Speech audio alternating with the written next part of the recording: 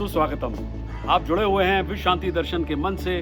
Channel की संकल्पना और इच्छा शक्ति का श्रेय जाता है विश्वधर्मी, विश्व शांति के उपासक प्रोफेसर डॉक्टर विश्वनाथ दा कराट को। एक तपस्वी की भांति भारतीय मूल्यों, परंपराओं और ज्ञान विज्ञान और विश्व शांति के लिए उन्होंने अपना पूरा जीवन समर्पित कर दिया है। विश्व शांति दर्शन चैनल ज्ञान, विश्व शांति, विज्ञान और अध्यात्म से जुड़े हुए विषयों पर अपने वीडियोस का निर्माण करता है। देखा जाए तो वैज्ञानिक खोज एक शोधकर्ता के श्रम साध्य, उसकी मेहनत और लगन तथा गोल ओरिएंटेड कार्यों के बाद ही प्रयोगशाला में उसका परिणाम देती है। उसका रिजल्ट तभी हमें मिलता है। और ऐसा ही कुछ टीवी और फिल्म में भी होता है ना। अचानक एक नया चेहरा उभरता है, एक नई खोज दिखाई देती है। आज भी, जी हाँ, आज भी ऐसा ही हुआ है। आगे बढ़ने से पहले मिलते हैं विश्व शांति दर्शन की इस एक्सीडेंटल डिस्कवरी से। नाम है सौज्ञा उपाध्याय। नमस्कार, मैं हूँ सौज्ञा उपाध्याय और मुकेश सर के साथ मैं आपको ले चलूंगी एक्सीडेंटल डिस्कवरीज की दुनिया में, जो है विश्व शांति दर्शन का एक नई वीडियो सीरीज। दुनिया में कई ऐसी खोजें हुई जब किसी को उनके बारे में कुछ पता ही नहीं था, यानी खोज हुई बाय एक्सीडेंट, डिस्कवरी हुई by default and not by design. इन्हीं एक्सीडेंटल डिस्कवरीज को लेकर हम विज्ञान धारा के अंतर्गत एक नई सीरीज शुरू कर रहे हैं। सीरीज का नाम है आकस्मिक खोजें, यानी जाना था जापान और पहुंच गए चीन। करेक्ट। आओ अब देखिए ना, सैकरीन जो एक आर्टिफिशियल स्वीटनर है, इन्हीं भाग्यशाली दुर्घटनाओं की उत्पत्ति है जब एक रशियन केमिस्ट अपने काम के बाद अपना हाथ धोना भूल गया था। करेक्ट। विज्ञान और टेक्निक अक्सर कैलकुलेटेड रिस्क और प्रिसाइज प्लानिंग पर निर्भर रहते हैं, खासकर लागत कम रखने के लिए कि ज्यादा खर्चा नहीं हो। फिर भी जीवन के सभी क्षेत्रों की तरह चीजें अनिवार्य रूप से हमेशा योजना के अनुसार नहीं होती हैं। 17वीं सेंचुरी में मलेरिया के उपचार के लिए क्विनीन की आकस्मिक खोज से लेकर 1928 में अलेक्जेंडर फ्लेमिंग की पेनिसिलियम मोल्ड के साथ एक्सीडेंटल मुठभेड़ तक चीजों की सबसे महत्वपूर्ण प्रगति सेरेंडिपिटी के माध्यम से हुई। करेक्ट, तुमने एकदम सही कहा। अब आप कहेंगे कि ये सेरेंडिपिटी क्या भला है? बताता हूँ। सेरेंडिपिटी एक अनप्लैन्ड फॉर्चुनेट डिस्कवरी यानी अनियोजित भाग्यशाली खोज है। सीरियस रिसर्च और वैज्ञानिक खोज के माध्यम होने वाली एक असामान्य खोज। 20 जनवरी 1754 को होरेस वॉल्पोल ने पहली बार सेरेंडिपिटी का एक उल्लेखनीय उपयोग किया था। एक पत्र में वॉल्पोल ने अपने दोस्त होरेस मान को एक ऐसी खोज के बारे में बताया जो बियांका कपेलो की एक खोई हुई पेंटिंग के बारे में थी। इसका नाम था the three princes of Serendip. Horace Walpole ने अपनी याददाश्त के अनुसार सेरेंडिपिटी शब्द गढ़ा था, जिसमें कि 3 राजकुमारों ने एक्सीडेंटली अपनी बुद्धिमत्ता से एक खोए हुए ऊंट की बगैर देखे हुए पूरी पहचान कर दी। उसके बारे में पूरा सब कुछ बता दिया था। कहानी कुछ यूं है। प्राचीन काल में सुदूर पूर्व सेरेंडिपो देश, जिसे हम आज श्रीलंका के नाम से जाने जाते हैं, वहाँ गैफर नाम का एक शक्तिशाली राजा था।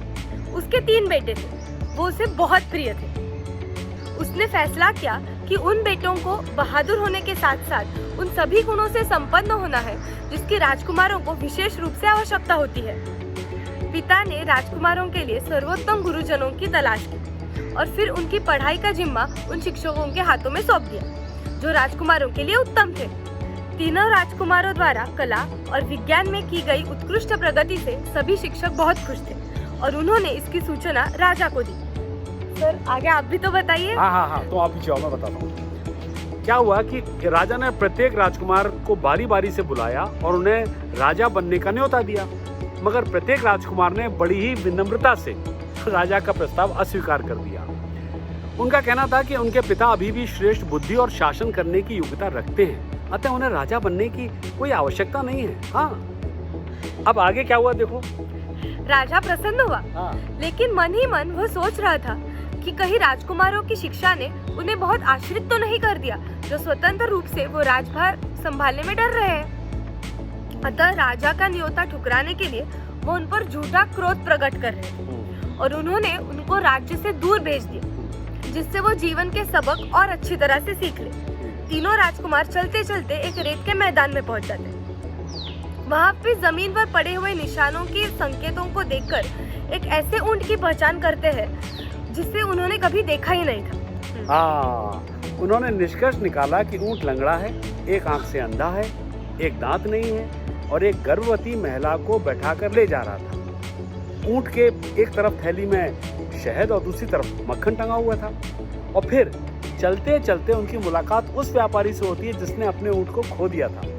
वे उसे अपनी समझबूझ के आधार पर ऊंट के बारे में बताते हैं। ये सुनकर व्यापारी उन पर ऊंट चुराने का आरोप लगाता है। सौंदर्या, आगे बताओ क्या हुआ? उन तीनों राजकुमारों को वो सम्राट बेरमो के पास ले जाता है और वहाँ जाके सजा की मांग करता है। सम्राट बेरमो तब उन तीनों से पूछता है कि वो ऊंट की इतनी अच्छी तरह से पहचान कैसे कर सकता है अगर उन्होंने कभी उनको देखा ही नहीं है। तब राजकुमारों ने राजा को बताया कि उन्होंने छोटे छोटे संकेतों का प्रयोग करके अपनी अकल से ऊंट की जानकारी का अनुमान लगाया। राजा ने पूछा, वह कैसे? राजकुमारों ने कहा, मैदान के किनारे जहाँ कम हरियाली थी वहाँ की घास खाई गई थी, इसलिए हमने अनुमान लगाया कि ऊंट एक आंख से अंधा है। करेक्ट। आगे कहानी मैं बताता हूँ। और चूंकि सड़क पर चबाई हुई घास के ढेर थे जो ऊंट के दांत के आकार के थे, अतः हमारा अनुमान था, उन्होंने कहा कि ऊंट का एक दांत नहीं है जहाँ से चबाई हुई घास के ढेर गिरे थे। ऊंट लंगड़ा था क्योंकि हमने रेत पर उसकी 3 टांगों के ही निशान देखे। चौथी टांग से ऊंट के घसीटने के निशान बने हुए थे। ऊंट के एक ओर मक्खन टंगा था और दूसरी ओर शहद था, क्योंकि चींटियों की कतार सड़क के एक ओर पिघले हुए मक्खन की ओर दिखाई दी तो दूसरी ओर शहद गिरने से वहां मक्खियां उड़ती हुई नजर आ रही थी। आगे कहानी बताओ ना तुम। महिला के बारे में राजकुमारों ने कहा, हमने अनुमान लगाया कि वो ऊंट एक महिला को ले गया था, क्योंकि हमने देखा कि पटरियों के पास जहाँ जानवर नीचे बैठ चुका था वहाँ एक गीले स्थल पर किसी के पैरों की छाप दिखाई दे रही थी। हमने अपनी उंगलियां गीली करके जब अपने हाथ को सूंघा तो गंध से हमें एक प्रकार की कामुकता महसूस हुई, जिससे हमें यकीन दिलाया कि छाप एक महिला के पैर का था। तब हमने अनुमान लगाया कि वह महिला गर्भवती रही होगी। एक अन्य राजकुमार ने कहा, क्योंकि मैंने पास में हाथों के निशान देखे जो इस बात का संकेत देते हैं कि गर्भवती होने के कारण महिला ने पेशाब करते समय अपने हाथों का उपयोग किया होगा सहारा लेने के लिए। करेक्ट। तभी वहाँ एक सैनिक प्रवेश करता है सौम्या और बताता है कि वो जो लापता ऊंट था वो रेगिस्तान में भटकते हुए पाया गया है। राजा बेरमो को तीनों राजकुमारों को जीवन बख्शता है और उनको भरपूर पुरस्कार देता है और उन्हें अपना एडवाइजर या सलाहकार नियुक्त करता है और इस तरह कहानी का एक सुखद अंत होता है। शब्द सेरेंडिपिटी अक्सर इरादे के बजाय संयोग से किए गए आविष्कारों के पर बेसिकली उस पर ही लागू होता है। न्यूटन के द्वारा गुरुत्वाकर्षण के सिद्धांतों की जानकारी तब हुई जब न्यूटन ने एक सेब को पेड़ से नीचे गिरते हुए देखा। न्यूटन तब अपनी गार्डन में बैठे थे और उन्होंने देखा कि एक सेब पेड़ से नीचे गिर रहा है। सेब सीधा नीचे स्ट्रेट जमीन पर गिरा और न्यूटन को यह आश्चर्य हुआ कि सेब ऊपर या फिर इधर उधर क्यों नहीं गिरा। तभी न्यूटन ने यह महसूस किया सौंदर्या कि सेब और यहाँ तक कि चंद्रमा सहित सभी पदार्थों में एक आकर्षक बल होना एक गुण है, यानी ग्रेविटेशन पुल जो हम कहते हैं, जो पृथ्वी से गुजरने पर भी आकर्षित होने की उम्मीद के अनुसार चलता है। ये न्यूटन के गुरुत्वाकर्षण के अपने विस्तृत सिद्धांतों को प्रकाशित करने से 20 साल पहले का समय था, लेकिन बाद में वो उस पेड़ के पास भी गए न्यूटन, जिन्होंने उनको इस विचार को उकसाने में मदद की थी।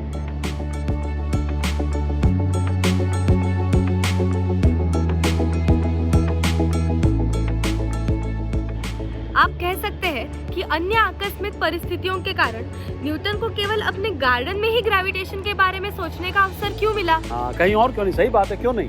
क्योंकि उस दिन न्यूटन घर पर था और उसका विश्वविद्यालय प्लेग के पैंडेमिक के कारण बंद था। करेक्ट। इसी तरह अल्फ्रेड नोबल की डायनामाइट की खोज भी एक एक्सीडेंटल डिस्कवरी थी।